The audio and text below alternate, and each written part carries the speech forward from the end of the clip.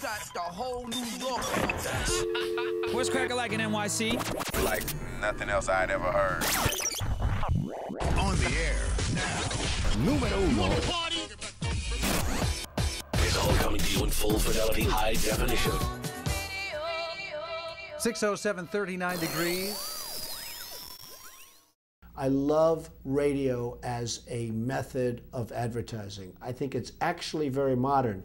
Years ago, they were saying that radio was going to fade away. Boy, were they wrong. There's more listeners than ever before. I think the first vivid memory of radio for me was listening to Imus. And this guy came on the radio and started saying these things that nobody had ever said on the radio before. And it was like, I need to be doing this. And I used to pretend I was the disc jockey, and I'd hold the microphone, and then I'd put it in front of the record player, and then I even had my own American Bandstand top 10 hits I would unveil to myself every Thursday. Because there we were, Supreme Cuisines, Manhattan Beach, Brooklyn. The box was on everywhere on the beach, and you were just mesmerized by it. It was captivating.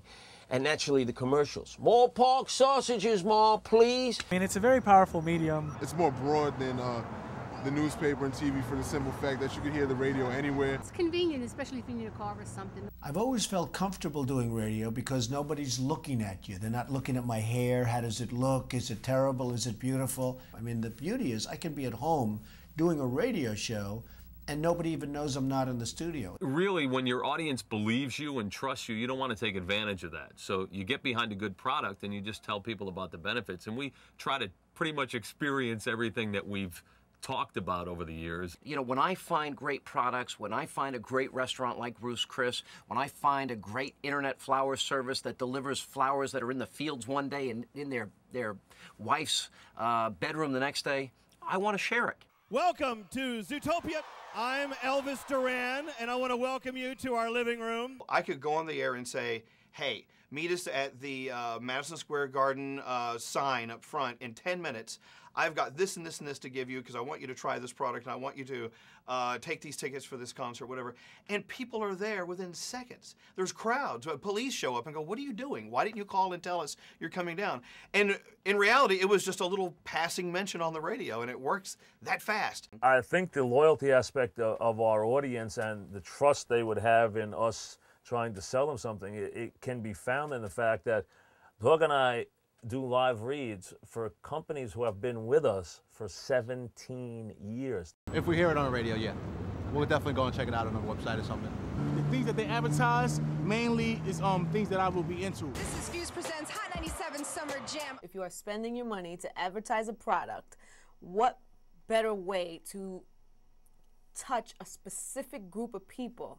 If somebody listens to my show, they like a certain thing, they are into a certain kind of music, they are passionate about, especially our music, they are passionate about our music, they are tuned in, they are plugged in, they are paying attention. Radio is so unique because it's so accessible, it's so there. You know, you can hear radio in the car, you can hear radio in your kitchen, you can hear radio now that we have new technology in so many other areas that we never thought of before. But it's an intimate and very personal medium. You validate something in their world. And when you do that, when you've touched somebody at that core level, you've got them hooked, they like you, they listen to you, and when you speak about particular products, they buy those products. I heard an announcer on the New York radio say to go out and buy a stack of 2. He trusted it, he believed in it, so I went out and I bought it.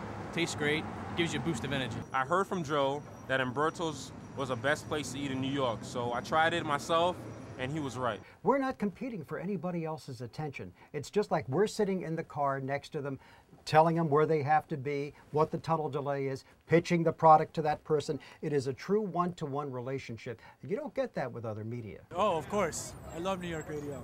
I usually turn on in the morning for entertainment, education, to know what's going on in the world. Let's be honest here. We're all commuters, as far as I know, and radio is definitely, you can't bring a TV with you. Radio helps out a lot for that. Radio stations are a cultural focal point for the audience groups they attract. They cut across all of the demographic lines and at the same time have specific appeal to different groups of the audience. Radio stations are outposts of pop culture and the easiest way to tap into the workaday lives of people anytime, any place, anywhere is through radio. Radio stimulates the mind because you have to think. But if you're not entertaining, you're not going to open up that medulla and cerebellum to the ideas and concepts that you're trying to float through that medium that we call radio, which is total theater of the mind. I never really talk about September 11th. We talk about September 12th, and what radio did to bring the community together, to get supplies down to ground zero. And I'm thinking once again, podcasting and nationwide satellite and things like this, they can't do it. News happens, you know where to go. 9/11, one of the most tragic days in the history of New York. People tune to New York radio to get their information. If you're not advertising on radio, you're fired.